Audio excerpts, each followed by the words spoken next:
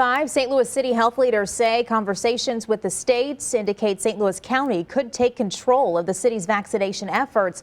It's part of the plans for vaccine distribution centers in various parts of the state. And News 4's Caroline Hecker is here to explain what the county says about those conversations and why city leaders are not exactly pleased with this idea.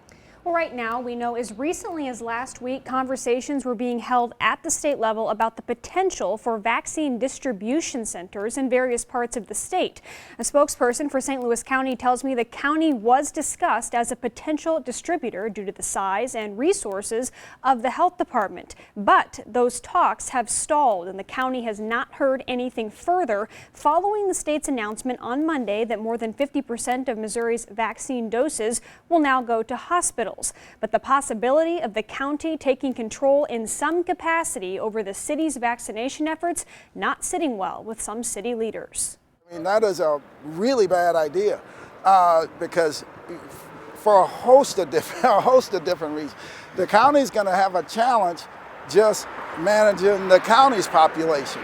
So why would you also put the city's population on top of that? I think that's a really bad idea. During a special meeting today between the Board of Aldermen and City Health Department Director, concern over people abusing the honor system to get a vaccine was also discussed. It comes after young, healthy people reported getting invited to the city's vaccine clinic last week, while some people with underlying health conditions say they did not. And some of the indicators, it's based on the honor system, right? You know, if a person says they have 30%, body mass index, how do you know that, right? Looking at me, would you say 30, 20, 40, 50? It's hard to know, right? Because it depends on how much muscle they have also. So some of those indicators I don't think should be the key indicators to determine who should be first in line.